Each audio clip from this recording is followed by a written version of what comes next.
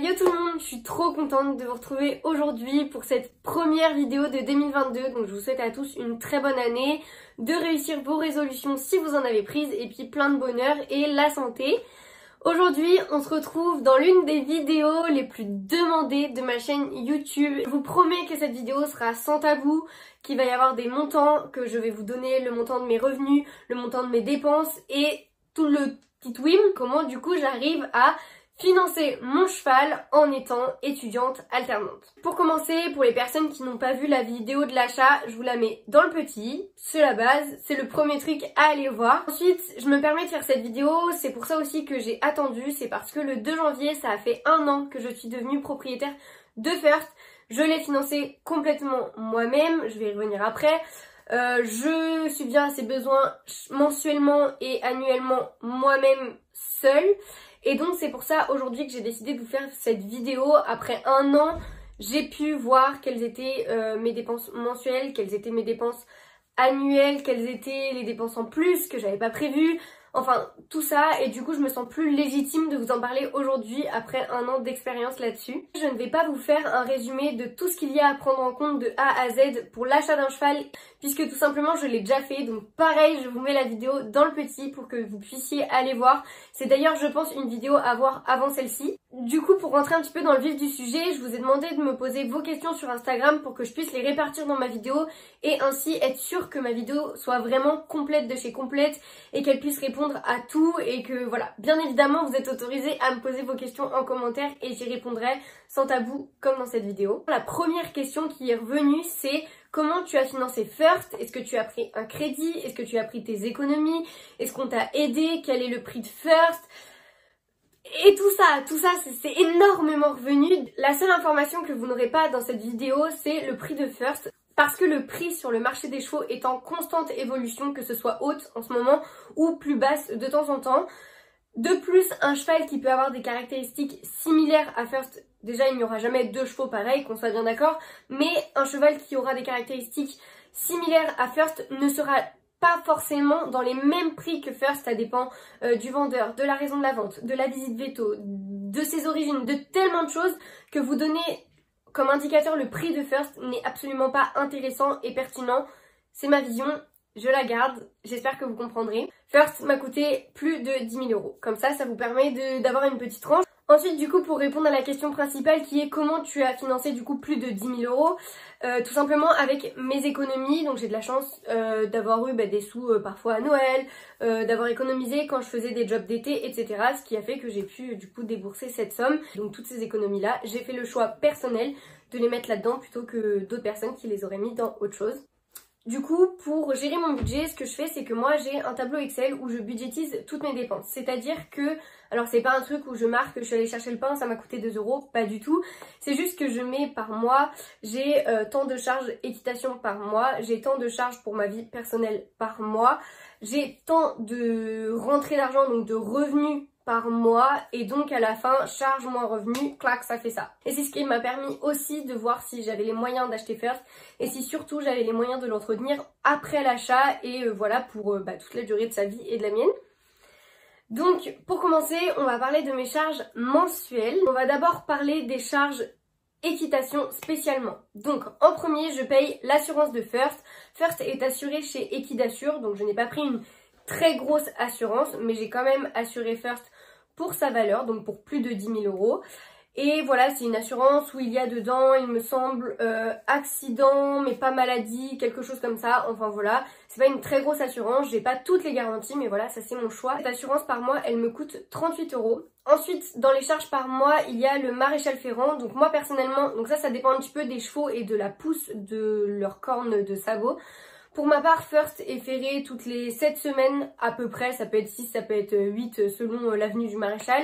Mais voilà, pour une moyenne de 7 semaines, donc c'est-à-dire tous les 2 mois. First est ferré avec des fers classiques aux 2 antérieurs et aux 2 postérieurs, ce qui fait un total de 99 € tous les 2 mois. Donc ce qui veut dire que par mois, je paye 49,50 € de maréchal ferrant. Cette somme-là, je la paye que tous les 2 mois, mais moi ça me permet du coup de budgétiser mieux et mensuellement comme je vous l'ai expliqué. Et ensuite en charge équitation dans le mois, ce qu'il me reste c'est la pension. Donc ça encore une fois, vous donnez le montant exact, c'est à mon sens pas forcément très pertinent parce que selon votre région, selon le type de pension que vous choisissez, selon votre cheval, selon plein de choses, le prix de la pension va varier. Donc je vais encore une fois vous donner une fourchette parce que c'est aussi des données qui appartiennent à mon centre. Donc je paye ma pension entre 350 et 380 € par mois. Donc comme ça vous donne une tranche. Pour les questions qui ont été liées à mes charges mensuelles, j'ai eu est-ce que tu as d'autres charges, donc à titre personnel, appartement, voiture, etc. Donc oui, j'ai une assurance de voiture à payer par moi-même. Je paye, il me semble, plus de 110 ou 115 € par mois. Je sais plus exactement parce que tout simplement je paye à l'année. Donc à l'année j'en ai pour un SMIC, clairement je préfère vous le dire. Lié à ma voiture, encore une fois, j'ai l'essence, j'ai les soucis techniques s'il y a. Ensuite, j'ai Netflix, j'ai mon abonnement de téléphone, j'ai ma mutuelle. Mon copain habite en Vendée et donc tous les trajets que je fais pour aller en Vendée, me coûtent cher et donc c'est moi qui les paye. Enfin voilà. Toutes ces choses-là, c'est moi qui les finance. Cette année, je n'ai pas d'appartement, je suis chez mes parents, mais ça ne change rien. Parce que l'année dernière, quand j'ai acheté First, j'avais un appartement, j'étais sur Tours. Donc, je n'ai pas d'appartement cette année, mais j'ai quasi toutes les autres dépenses à côté. Évidemment, dès septembre, je vais prendre un appartement avec mon copain. Ce sera un petit peu plus serré, ce sera un petit peu plus délicat, ce sera un petit peu plus dur à budgétiser, mais c'est déjà pris en compte. Et je l'ai pris en compte dès l'achat de First parce que je n'allais pas rester toute ma vie chez mes parents. J'ai environ 970-975 € de charges mensuelles, donc en comptant équitation et ma vie personnelle. Après voilà, dans mon budget personnel, j'ai aussi compté, je crois, 150 € plaisir pour moi. Du coup, à la fin du mois, cette année, il me reste environ 300 €. Je dis bien environ parce que les dépenses, c'est comme ci, comme ça.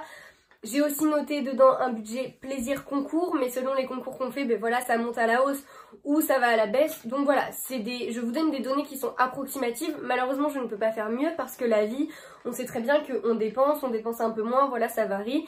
Donc cette année, je finis le mois avec environ 300 €. Je vais vous expliquer pourquoi après. Parce que là, vous vous dites, ouais, et à chaque fois, j'essaye de mettre 100 € de côté à peu près. Ensuite, on va passer aux charges annuelles. Donc ça, pareil, je l'ai noté sur mon budget Excel, mais c'est pas quelque chose que je me suis pas refait un récapitulatif complet et tout, pas du tout. Je me note juste les dépenses que j'ai annuellement, on va dire, et donc qui rentrent pas comme un budget par mois. Donc dans ces charges annuelles pour First, j'ai noté l'ostéopathe qui vient à peu près 1 à 2 fois par an selon ses besoins, le dentiste. Vous pouvez aussi mettre dans vos charges masseur, communication animale, enfin voilà, il y a plein de choses. Mais moi voilà, j'ai vraiment mis dedans des données qui sont pour moi vraiment récurrentes annuellement. Donc ostéopathe, dentiste, il y a l'adhésion à mon club, la licence pratiquant pour pratiquer en club, et la licence amateur puisqu'avec First on tourne en compétition. Donc ça c'est facultatif si vous ne tournez pas en compétition avec votre cheval. Et pour moi en charge annuelle il n'y a pas forcément grand chose à noter, à part du coup mon assurance de voiture qui est annuellement comme je vous l'ai dit tout à l'heure. Donc on m'a demandé comment tu gères les imprévus, tout simplement donc avec ce que j'ai de côté. Je continue à économiser quand je le peux et donc voilà, c'est comme ça que je gère les imprévus. On m'a aussi posé la question de est-ce qu'un cheval de sport coûte plus cher à financer qu'un cheval de loisir. Donc je vais prendre la question comme au premier degré que moi je l'ai comprise.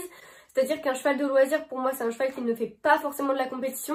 Je sais qu'on va pas tous avoir la même définition, mais c'est pour vraiment différencier entre sport et loisir. Voilà, pour moi, le loisir ne fait pas de compétition et le cheval de sport fait des compétitions. Donc pour moi, au niveau de l'entretien pour ces deux chevaux-là, ça va être pour le cheval de sport, en plus, il va y avoir donc la licence, par exemple, moi, amateur, les engagements en concours, le transport, donc voilà. Et pour le cheval en loisir, il n'y aura pas tout ça. Et il y aura peut-être aussi moins de soins en fonction du cheval de sport, ce qu'il fait en épreuve. Par exemple, le First, quand on saute, moi j'ai l'habitude de lui mettre du gel refroidissant pour les tendons. Peut-être qu'un cheval de loisir, on utilisera moins parce que vous ferez moins de sauts. Et donc ces tendons seront moins sollicités. Enfin voilà, je pense que la différence, elle va être surtout là. Et si la personne qui m'a posé la question parlait de financement en termes de prix, encore une fois, comme je l'ai dit au début de la vidéo, un cheval de loisir peut coûter 10 000 € et un cheval de sport peut en coûter 6 000. Ça dépend de beaucoup de critères, du vendeur, etc. Donc voilà. Mais en théorie et en général, un cheval de sport à acheter coûtera aussi plus cher qu'un cheval de loisir. Ensuite, du coup, on va passer à la partie clé de cette vidéo. On va passer à la partie la plus demandée, c'est mes revenus, combien je gagne par mois, comment j'arrive à financer First, quelles sont mes rentrées d'argent. Donc voilà, je vais vous dire ça, tout ça sans tabou. Donc les questions qu'on m'a posées par rapport à ça, c'est est-ce que ton salaire est calculé sur la base du SMIC et combien tu gagnes par mois? Tout d'abord, je suis alternante, c'est-à-dire que je suis en première année de master marketing produit. Donc je suis à la fois étudiante encore à l'université, mais également salariée dans mon entreprise. Combien je gagne? Oui, en effet, vu que je suis alternante, mon salaire est calculé sur un pourcentage du SMIC. Donc je vais pas vous donner des grilles tarifaires et tout, mais voilà, il y a énormément d'exemples sur internet, donc vous pouvez aller regarder. Ça dépend de votre niveau d'études, de votre âge, mais aussi du bon vouloir de l'entreprise. Pour ma part, je gagne environ 1050 €, 1060 € par mois net. Et donc là, vous allez vous dire, mais il y a un problème. Elle a dit qu'elle avait presque 1000 € de charge et qu'il lui restait 300 € par mois. C'est impossible. Donc je vais vous expliquer tout ce que j'ai à côté qui me permet du coup de gonfler un petit peu mon salaire pour arriver presque du coup à un SMIC. Donc tout d'abord, vous avez beaucoup d'aides quand vous êtes encore étudiant et même quand vous débutez sur le monde professionnel. Donc je vais pas vous parler des aides dans cette vidéo parce que j'ai prévu une autre vidéo sur comment gagner de l'argent ou économiser, vivre à petit prix quand on est étudiant. Donc ça sortira peut-être le mois prochain. Donc restez connectés sur la chaîne et abonnez-vous. Mais voilà, du coup je vais pas vous parler des aides dans cette vidéo. Je vais vous parler par contre de moi, quelles aides j'ai le droit. Donc pour vous parler des aides auxquelles j'ai le droit, et c'est assez simple parce que j'ai pas le droit à beaucoup vu que j'habite encore chez mes parents cette année. En termes d'aide cette année, en tant que salarié qui n'a pas d'appartement, j'ai le droit à la prime d'activité. Je vais avoir environ 180 € de prime d'activité par mois. Donc ce qui va me permettre de gonfler mon salaire à 1240 € par mois net. Dans mon salaire, ce qu'il y a, c'est que je gagnerai un petit peu plus normalement, mais j'ai la chance d'avoir une entreprise qui propose des tickets restaurants et donc j'ai choisi de les prendre. Donc c'est directement pris de mon salaire, c'est-à-dire que je gagne 1060 € mais que de base je gagnerais un petit peu plus si j'avais pas pris les tickets restaurants, puisque pour ceux qui ne savent pas, les tickets restaurants on les finance de moitié et l'entreprise finance l'autre moitié. Donc ça me permet par exemple quand je vais en soirée avec des potes d'aller acheter une bouteille d'alcool avec mes tickets restaurants et donc ça n'est pas de l'argent qui sort de ma carte bancaire. Mes tickets resto m'aident beaucoup et du coup ça me fait entre guillemets un petit peu gagner de l'argent, enfin voilà. C'est un super avantage. Ensuite aussi, un autre truc que je fais à côté, je fais du pet sitting. Je m'occupe d'un petit bichon qui s'appelle Iris, donc c'est une femelle et elle est juste à côté de chez moi, elle est à 100 mètres, j'ai vraiment énormément de chance, mais je tiens à dire que ça ne m'est pas tombé dessus. J'ai cherché pour trouver ce petit job en plus qui me permet de gonfler mon salaire chaque mois.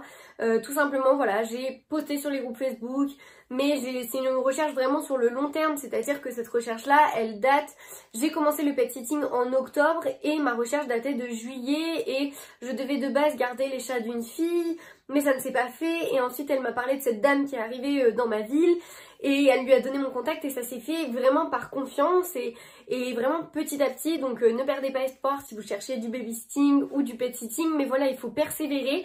Et donc je m'occupe de cette chienne quasi tous les lundis. Je gagne 10 € de l'heure, donc à chaque fois que je vais promener Iris, je gagne 10 € et donc je suis à peu près sur un montant de 30 à 40 € par mois.